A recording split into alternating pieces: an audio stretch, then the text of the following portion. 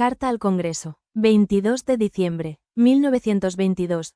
4 de enero de 1923. A fines de diciembre de 1922, el ya inválido Lenin, desde cama, comenzó a dictar una carta al 13º Congreso del Partido Comunista de la Unión Soviética, en donde expone sus opiniones sobre ciertas propuestas, incluyendo la de ampliar el Comité Central del partido y, de interés en vista de la subsiguiente historia, su opinión sobre ciertos miembros propuestos para puestos de liderazgo en el CCI.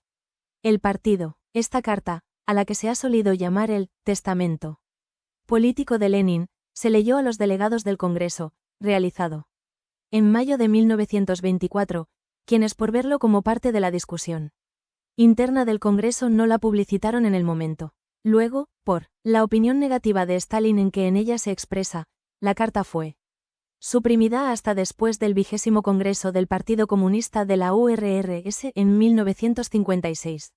Y, yo aconsejaría mucho que en este Congreso se introdujesen varios cambios en nuestra estructura política. Desearía exponerles las consideraciones que estimo más importantes. Lo primero de todo, coloco el aumento del número de miembros del CC hasta varias decenas, e incluso hasta un centenar. Creo que si no emprendiéramos tal reforma, nuestro comité central se vería amenazado de grandes peligros, caso de que el curso de los acontecimientos no fuera del todo favorable para nosotros, y no podemos contar con eso. También pienso proponer al Congreso que, dentro de ciertas condiciones, se dé carácter legislativo a las decisiones del Gosplan, coincidiendo en este sentido con el camarada Trotsky, hasta cierto punto y en ciertas condiciones. Por lo que se refiere al primer punto, es decir, al aumento del número de miembros del CC, creo que esto es necesario tanto para elevar el prestigio del CC como para un trabajo serio con objeto de mejorar nuestro aparato y como para evitar que los conflictos de pequeñas partes del CC puedan adquirir una importancia excesiva para todos los destinos del partido. Opino que nuestro partido está en su derecho de pedir a la clase obrera de 50 a 100 miembros del CC, y que puede recibirlos de ella sin hacerla poner demasiado en tensión sus fuerzas. Esta reforma aumentaría considerablemente la solidez de nuestro partido y le facilitaría la lucha que sostiene, rodeado de estados hostiles, lucha que, a mi modo de ver, puede y debe agudizarse mucho en los años próximos. Se me figura que, gracias a esta medida, la estabilidad de nuestro partido se haría 1000 veces mayor. Lenin, 23 de diciembre de 22. Taquigrafiado por MV2. Continuación de las notas, 24 de diciembre del 22. Por estabilidad del Comité Central, de que hablaba más arriba. Entiendo las medidas contra la escisión en el grado en que tales medidas puedan, en general, adoptarse. Porque, naturalmente, tenía razón el guardia blanco de Ruskaya Misil, creo que era S.F. Oldenburg, cuando, lo primero, en el juego de esas gentes contra la Rusia soviética ponía sus esperanzas en la escisión de nuestro partido y cuando, lo segundo, las esperanzas de que se fuera a producir esta escisión las cifraba en gravísimas discrepancias en el seno del partido. Nuestro partido se apoya en dos clases, y por eso, es posible su inestabilidad y sería inevitable su caída si estas dos clases no pudieran llegar a un acuerdo. Sería inútil adoptar unas u otras medidas con vistas a esta eventualidad y, en general, hacer consideraciones acerca de la estabilidad de nuestro CC. Ninguna medida sería capaz, en este caso, de evitar la escisión. Pero yo confío que esto se refiere a un futuro demasiado lejano y es un acontecimiento demasiado improbable para hablar de ello. Me refiero a la estabilidad como garantía contra la escisión en un próximo futuro, y tengo el propósito de exponer aquí varias consideraciones de índole puramente personal. Yo creo que lo fundamental en el problema de la estabilidad, desde este punto de vista, son tales miembros del CC como Stalin y Trotsky. Las relaciones entre ellos, a mi modo de ver, encierran más de la mitad del peligro de esa escisión que se podría evitar, y a cuyo objeto debe servir entre otras cosas, según mi criterio, la ampliación del CC hasta 50 o hasta 100 miembros. El camarada Stalin, llegado a secretario general, ha concentrado en sus manos un poder inmenso, y no estoy seguro que siempre sepa utilizarlo con la suficiente prudencia. Por otra parte, el camarada Trotsky, según demuestra su lucha contra el CC, con motivo del problema del comisariado del pueblo de vías de comunicación, no se distingue únicamente por su gran capacidad Personalmente, quizás sea el hombre más capaz del actual CC, pero está demasiado ensoberbecido y demasiado atraído por el aspecto puramente administrativo de los asuntos. Estas dos cualidades de dos destacados jefes del CC actual pueden llevar sin quererlo a la escisión, y si nuestro partido no toma medidas para impedirlo, la escisión puede venir sin que nadie lo espere. No seguiré caracterizando a los demás miembros del CC por sus cualidades personales. Recordaré solo que el episodio de Zinoviev y Kamenev en octubre no es, naturalmente, una casualidad, y que de esto se les puede culpar personalmente tampoco. Como a Trotsky de su no bolchevismo. En cuanto a los jóvenes miembros del CC, diré algunas palabras acerca de Bukharin y de Piatakov. Son, a mi juicio, los que más se destacan, entre los más jóvenes, y en ellos se debería tener en cuenta lo siguiente. Bukharin no solo es un valiosísimo y notabilísimo teórico del partido, sino que, además, se le considera legítimamente el favorito de todo el partido. Pero sus concepciones teóricas muy difícilmente pueden calificarse de enteramente marxistas, pues hay en él algo escolástico. Jamás ha estudiado y creo que jamás ha comprendido por completo la dialéctica. 25.12. Viene después Piatakov, hombre sin duda de gran voluntad y gran capacidad, pero a quien atraen demasiado la administración y el aspecto administrativo de los asuntos para que se pueda confiar en él en un problema político serio. Naturalmente, una y otra observación son valederas solo para el presente, en el supuesto de que estos dos destacados y fieles militantes no encuentren ocasión de completar sus conocimientos y de corregir su unilateral formación. Lenin, 25 de diciembre de 22. Taquigrafiado por M.V. Suplemento a la carta del 24 de diciembre de 1922. Stalin es demasiado brusco, y este defecto, plenamente tolerable en nuestro medio y en las relaciones entre nosotros, los comunistas, se hace intolerable en el cargo de secretario general.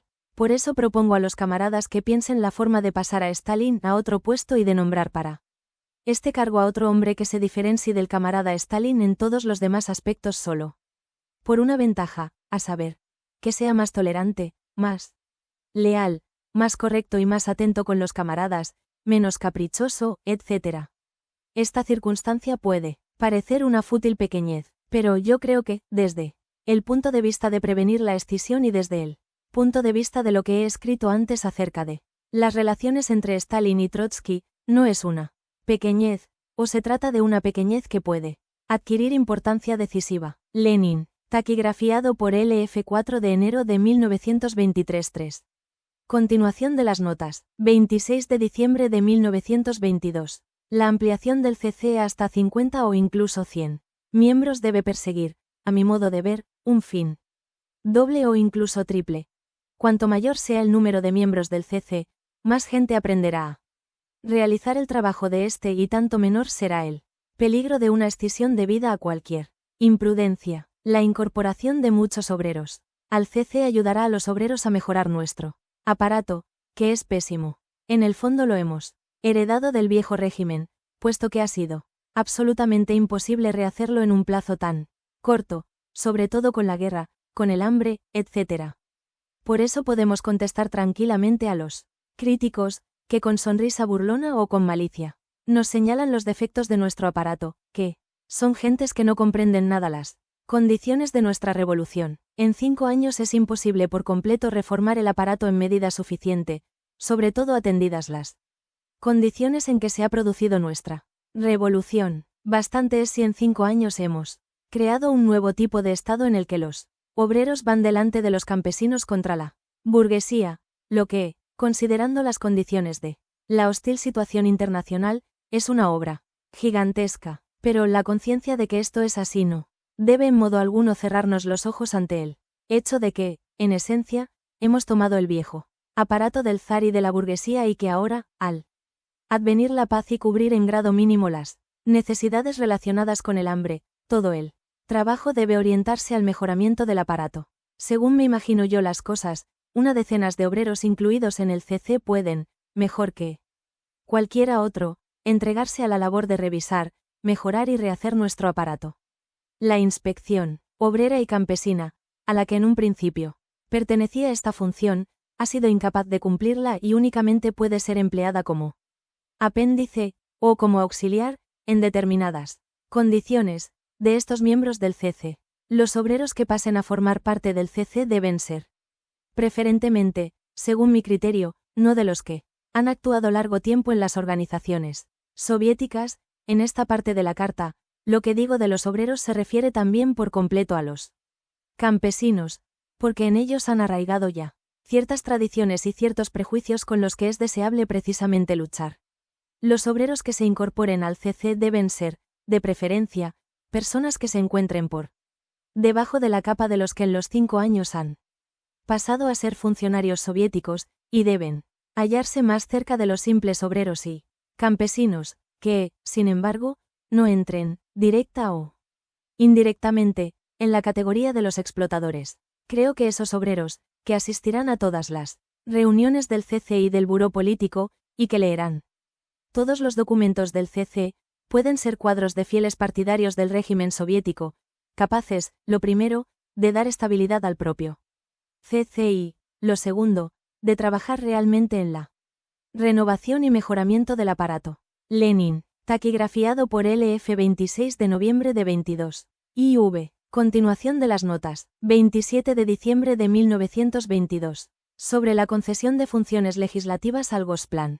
Esta idea la sugirió el camarada Trotsky, me parece, hace ya tiempo. Yo me manifesté en contra, porque estimaba que, en tal caso, se produciría una falta de concordancia fundamental en el sistema de nuestras instituciones legislativas. Pero un examen atento del problema me lleva a la conclusión de que, en el fondo, aquí hay una idea sana.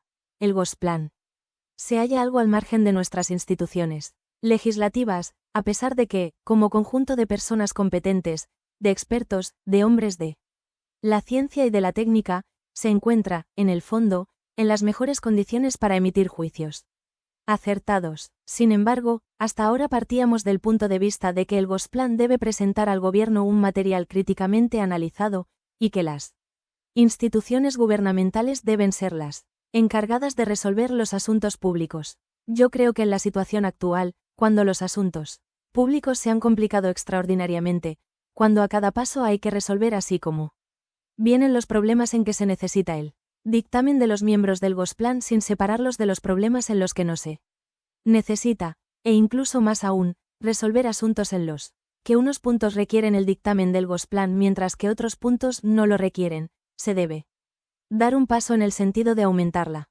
competencia del Gosplan. Este paso lo concibo de tal manera que las decisiones del Gosplan no puedan ser rechazadas, según el procedimiento corriente en los organismos soviéticos, sino que para modificarlas se requiere un procedimiento especial, por ejemplo, llevarlas a la reunión del CEC de toda Rusia, preparar el asunto cuya decisión deba ser modificada, según instrucciones especiales, redactándose, según reglas especiales, informes por escrito con objeto de sopesar si dicha decisión del Gosplan debe ser anulada, marcar, en fin, plazos especiales para modificar las decisiones del Gosplan, etc. En este sentido creo que se puede y se debe coincidir con el camarada Trotsky, pero no en lo de que la presidencia del Gosplan debe ocuparla una personalidad destacada, uno de nuestros jefes políticos, o el presidente del Consejo Supremo de la Economía Nacional, etc. Me parece que en este asunto el factor personal se entrelaza hoy día demasiado íntimamente con el problema de principio. Creo que los ataques que ahora se escuchan contra el presidente del Gosplan, camarada Krizanovsky, y el vicepresidente, camarada Piatakov, y que se lanzan contra los dos, de tal manera que, de una parte, escuchamos acusaciones de extremada blandura, de falta de independencia y de carácter, mientras que, de otra parte, escuchamos acusaciones de grosería, de trato cuartelero, de falta de una sólida preparación científica, etc. Creo que estos ataques son expresión de los dos aspectos del problema, desorbitándolos hasta el extremo, y que lo que nosotros necesitamos realmente en el Gosplan es una acertada combinación de los dos tipos de carácter, modelo de uno de los cuales puede ser Piatakov y del otro Krizanovsky. Creo que a la cabeza del Gosplan debe haber una persona con preparación científica en el sentido técnico o agronómico, que posea una experiencia larga, de muchas decenas de años, de trabajo práctico, bien en la técnica, bien en la agronomía. Creo que esa persona debe poseer no tanto aptitudes administrativas como amplia experiencia y capacidad para atraerse a la gente. Lenin, 27 de diciembre de 22. Taquigrafiado por M.V. Continuación de la carta acerca del carácter legislativo de las decisiones del Gosplan. 28 de diciembre de 22. He advertido que ciertos camaradas nuestros, capaces de influir decisivamente en la orientación de los asuntos públicos, exageran el aspecto administrativo, el cual, naturalmente, es necesario, en su lugar y en su tiempo, pero que no hay que confundir con el aspecto científico, con la amplia comprensión de la realidad, con la capacidad de atraerse a la gente, etc. En toda institución pública, particularmente en el Gosplan, se necesita la unión de estas dos cualidades, y cuando el camarada Krizanovsky me dijo que había incorporado al Gosplan a Piatakov y se había puesto de acuerdo con él acerca del trabajo, yo di mi consentimiento, reservándome, por una parte, ciertas dudas, y confiando a veces, por otra parte, que lograríamos, en este caso, la combinación de ambos tipos de hombre de Estado. ¿Se ha cumplido esta esperanza? Ahora hay que aguardar y ver algún tiempo más lo que resulta en la práctica, pero en principio yo creo que no puede ponerse en duda que esta unión de caracteres y tipos, de personas, de cualidades, es indudablemente necesaria para el buen funcionamiento de las instituciones públicas. Me parece que en este punto la exageración del celo administrativo es tan nociva como toda exageración en general. El dirigente de una institución pública debe poseer en el más alto grado la capacidad de atraerse a la gente y unos conocimientos científicos y técnicos lo bastante sólidos como para controlar su trabajo. Esto es lo fundamental. Sin ello el trabajo no puede ir por buen camino. Por otro lado, es muy importante que sepa administrar y que tenga un digno auxiliar o auxiliares en este terreno. Es dudoso que estas dos cualidades puedan encontrarse unidas en una sola persona, y es dudoso que ello sea necesario. Lenin, taquigrafiado por LF 28 de diciembre de 22 b. Continuación de las notas sobre el Gosplan. 29 de diciembre de 1922. Por lo visto, el Gosplan va convirtiéndose en todos los sentidos en una comisión de expertos. La cabeza de tal institución no puede por menos de figurar una persona de gran experiencia y de amplios conocimientos científicos en el terreno de la técnica. La capacidad administrativa debe ser en el fondo una cosa secundaria. El Gosplan debe gozar de cierta independencia y autonomía desde el punto de vista del prestigio de esta institución científica, y el motivo de que así sea es la honestidad de su personal y su sincero deseo de hacer que se cumpla nuestro plan de construcción económica y social. Esta última cualidad, naturalmente, ahora solo se puede encontrar como excepción, porque la inmensa mayoría de los hombres de ciencia, de los que como es lógico se compone el Gosplan, se hallan inevitablemente contagiados de opiniones y prejuicios burgueses. Controlar su labor en este aspecto debe ser tarea de una cuantas personas, que pueden formar la dirección del Gosplan, que deben ser comunistas y seguir de día en día, en toda la marcha del trabajo, el grado de fidelidad de los hombres de ciencia burgueses y cómo abandonan los prejuicios burgueses, así como su paso gradual al punto de vista del socialismo. Este doble trabajo, de control científico y de gestión puramente administrativa, debería ser el ideal de los dirigentes del Gosplan en nuestra República. Lenin, taquigrafiado por M.V. 29 de diciembre del 22. ¿Es racional el dividir en tareas sueltas el trabajo que lleva a cabo el Gosplan? O al contrario, no. Debe tenderse a formar un círculo de especialistas permanentes a quienes controle sistemáticamente la dirección del Gosplan y que puedan resolver todo el conjunto de problemas que son de incumbencia suya. Yo creo que es más racional lo último, y que se debe procurar la disminución del número de tareas sueltas temporales y urgentes. Lenin, 29 de Dic. del 22. Taquigrafiado por M.V. 7. Continuación de las notas. 29 de diciembre de 1922. Para el APARTADAO relativo al aumento del número de miembros del CC, al mismo tiempo que se aumenta el número de los miembros del CC, deberemos, a mi modo de ver, dedicarnos también, y yo diría que principalmente, a la tarea de revisar y mejorar nuestro aparato, que no sirve para nada.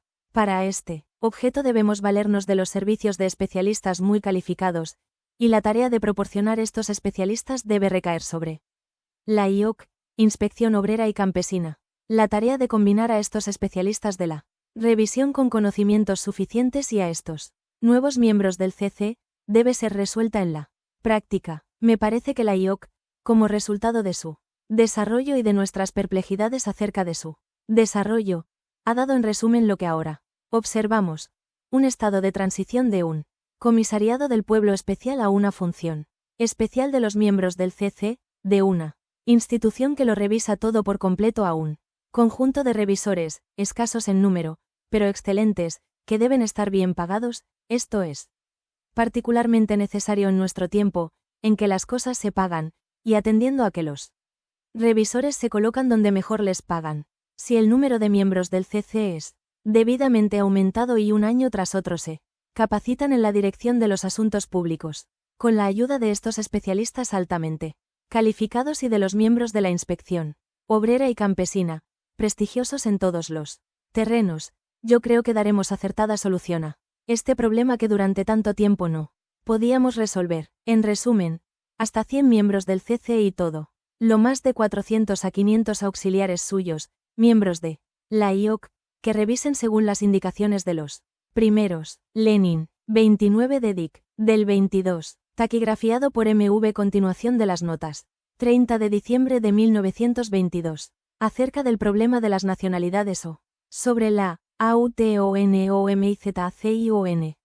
Me parece que he incurrido en una grave culpa ante los obreros de Rusia por no haber intervenido con la suficiente energía y dureza en el decantado problema de la autonomización, que oficialmente se denomina, creo, problema de la Unión de las Repúblicas Socialistas Soviéticas. Este verano, cuando el problema surgió, yo me encontraba enfermo, y luego, en el otoño, confié demasiado en mi restablecimiento y en que los plenos de octubre y diciembre me brindarían la oportunidad de intervenir en el problema. Pero no pude asistir ni al pleno de octubre, dedicado a este problema, ni al de diciembre, por lo que no he llegado a tocarlo casi en absoluto. He podido solo conversar con el camarada Dzerzhinsky, que ha vuelto del Cáucaso y me ha contado cómo se halla este problema en Georgia. También he podido cambiar un par de palabras con el camarada Zinoviev y expresarle mis temores sobre el particular. Lo que me ha dicho el camarada Dzerzhinsky, que presidía la comisión enviada por el Comité Central para investigar lo relativo al incidente de Georgia, no ha podido dejarme más que con los temores más grandes. Si las cosas se pusieron de tal modo que Ordzhonikidze se pudo llegar al empleo de la violencia física, según me ha manifestado el camarada Dzerzhinsky, podemos imaginarnos en qué charca hemos caído. Al parecer, toda esta empresa de la autonomización era falsa e intempestiva en absoluto. Se dice que era necesaria la unidad del aparato. ¿De dónde han partido estas afirmaciones? ¿No será de ese mismo aparato ruso que, como indicaba ya en uno de los anteriores números de mi diario, hemos tomado del zarismo, habiéndonos limitado a ungirlo ligeramente con el óleo soviético? Es indudable que se debería demorar la aplicación de esta medida hasta que pudiéramos decir que respondemos de nuestro aparato como de algo propio. Pero ahora, en conciencia, debemos decir lo contrario, que nosotros llamamos nuestro, a un aparato que en realidad nos es aún ajeno por completo y constituye una mezcla burguesa y zarista que no ha habido posibilidad alguna de superar en 5 años, sin ayuda de otros países y en unos momentos en que predominaban las ocupaciones militares y la lucha contra el hambre. En estas condiciones es muy natural que la libertad de separarse de la unión, con la que nosotros nos justificamos, sea un papel mojado, incapaz de defender a los no rusos de la invasión del ruso genuino, chauvinista, en el fondo un hombre miserable y dado a la violencia como es él. Típico burócrata ruso. No cabe duda que el insignificante porcentaje de obreros soviéticos y sovietizados se hundiría en este mar de inmundicia chauvinista rusa como la mosca en la leche.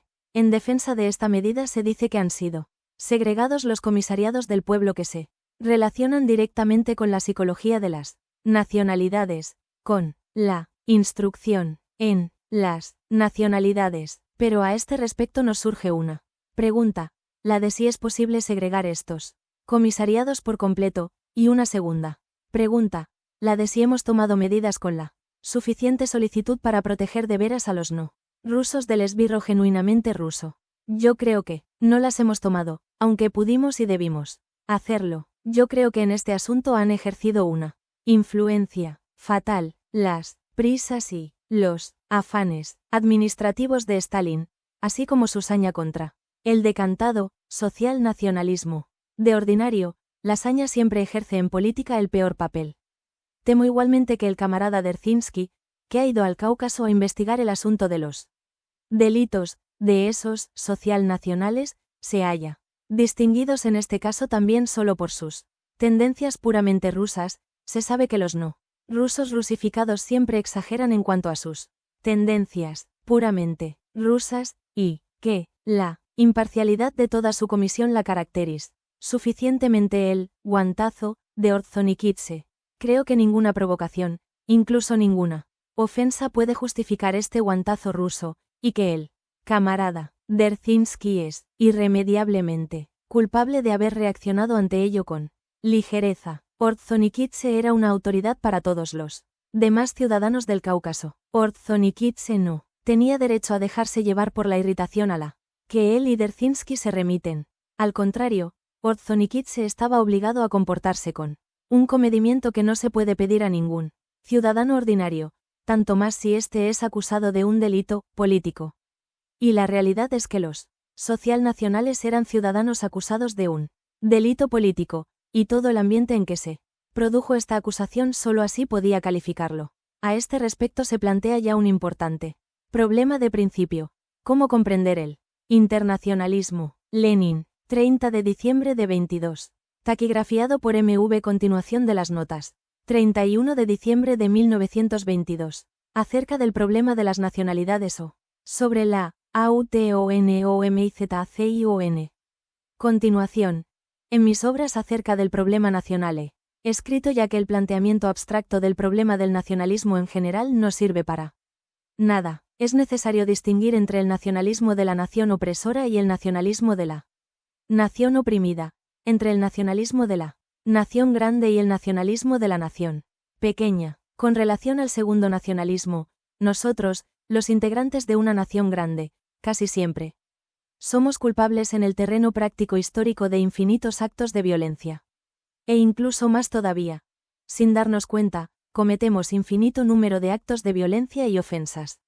No tengo más que evocar mis recuerdos de cómo en las regiones del Volga tratan despectivamente a los no rusos, de cómo la única manera de llamar a los polacos es poliachiska, de que para burlarse de los tártaros siempre los llaman príncipes, al ucraniano lo llaman jojol, y al georgiano y a los demás naturales del Cáucaso los llaman hombres del Cáucaso. Por eso, el internacionalismo por parte de la nación opresora, o de la llamada nación grande, aunque solo sea grande por sus violencias, solo sea grande como lo es un esbirro, no debe reducirse a observar la igualdad formal de las naciones, sino también a observar una desigualdad que de parte de la nación opresora, de la nación grande, compense la desigualdad que prácticamente se produce en la vida. Quien no haya comprendido esto, no ha comprendido la posición verdaderamente proletaria frente al problema nacional.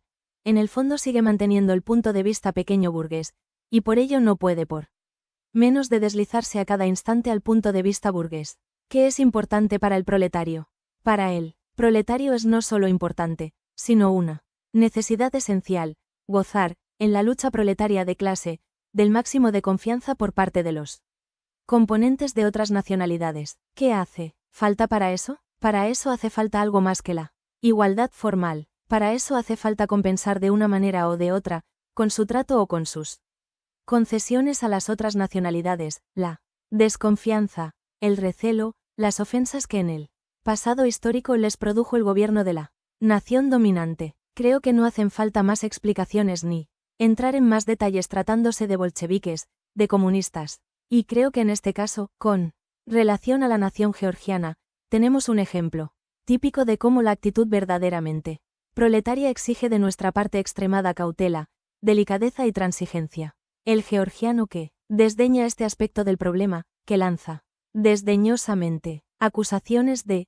social nacionalismo, cuando él mismo es no solo un social nacional, auténtico y verdadero, sino un vasto esbirro ruso. Ese georgiano lastima, en esencia, los intereses de la solidaridad proletaria de clase, porque nada retarda tanto el desarrollo y la consolidación de esta solidaridad como la injusticia en el terreno nacional, y para nada son tan sensibles los ofendidos componentes de una nacionalidad como para el sentimiento de la igualdad y el menoscabo de esa igualdad por sus camaradas proletarios, aunque lo hagan por negligencia, aunque la cosa parezca una broma. Por eso, en este caso, es preferible exagerar en cuanto a las concesiones y a la suavidad para con las minorías nacionales, que pecar por defecto. Por eso, en este caso, el interés vital de la solidaridad proletaria, y por consiguiente de la lucha proletaria de clase, requiere que jamás miremos formalmente el problema nacional, sino que siempre tomemos en consideración la diferencia obligatoria en la actitud del proletario de la nación oprimida, o pequeña, hacia la nación opresora, o grande. Lenin, taquigrafiado por MV 31 de diciembre de 22. Continuación de las notas. 31 de diciembre de 1922. ¿Qué medidas prácticas se deben tomar en esta situación? Primera, hay que mantener y fortalecer la unión de las repúblicas socialistas. Sobre esto no puede haber duda. Lo necesitamos nosotros lo mismo que lo necesita el proletariado comunista mundial para luchar contra la burguesía mundial y para defenderse de sus intrigas. Segunda, hay que mantener la unión de las repúblicas socialistas en cuanto al aparato diplomático, que, dicho sea de paso, es una excepción en el conjunto de nuestro aparato estatal. No hemos dejado entrar en él ni a una sola persona de cierta influencia procedente del viejo aparato zarista. Todo él, considerando los cargos de alguna importancia, se compone de comunistas. Por eso, este aparato se ha ganado ya, podemos decirlo rotundamente, el título de aparato comunista. Probado, limpio, en grado incomparablemente mayor, de los elementos del viejo aparato zarista, burgués y pequeño burgués, a que nos vemos obligados a recurrir en los otros comisariados del pueblo. Tercera, hay que castigar ejemplarmente al camarada Ordzhonikidze, digo esto con gran sentimiento, porque somos amigos y trabajé con él en el extranjero, en la emigración, y también terminar de revisar nuevamente todos los materiales de la comisión de Dzerzhinsky, con objeto de corregir el cúmulo de errores y de juicios parciales que indudablemente hay allí. La responsabilidad política de toda esta campaña de verdadero nacionalismo ruso debe hacerse recaer, claro, sobre Stalin y Dzerzhinsky.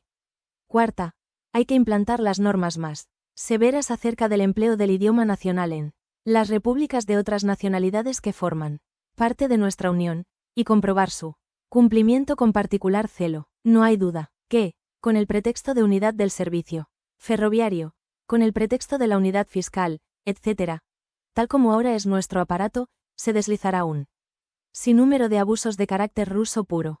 Para combatir esos abusos se necesita un especial espíritu de inventiva, sin hablar ya de la particular sinceridad de quienes se encarguen de hacerlo. Hará falta un código detallado, que solo tendrá alguna perfección en caso de que lo redacten personas de la nacionalidad en cuestión y que vivan en su república. A este respecto, de ninguna manera debemos afirmarnos de antemano en la idea de que, como resultado de todo este trabajo, no haya que volver atrás en el siguiente Congreso de los Soviets, es decir, de que no haya que mantener la unión de las repúblicas socialistas soviéticas solo en sentido militar y diplomático, y, en todos los demás aspectos restablecer la autonomía completa de los distintos comisariados del pueblo. Debe tenerse presente que el fraccionamiento de los comisariados del pueblo y la falta de concordancia de su labor con respecto a Moscú y los otros centros pueden ser paralizados suficientemente por la autoridad del partido, si ésta se emplea con la necesaria discreción e imparcialidad. El daño que pueda sufrir nuestro Estado por la falta de aparatos nacionales unificados con el aparato ruso es, incalculablemente, infinitamente menor que el daño que representaría no solo para nosotros, sino para todo el movimiento internacional, para los cientos de millones de seres de Asia, que debe avanzar al primer plano de la historia en un próximo futuro, después de nosotros. Sería un oportunismo imperdonable si en vísperas de esta acción del Oriente, y al principio de su despertar, quebrantásemos nuestro prestigio en él aunque solo fuese con la más pequeña aspereza e injusticia.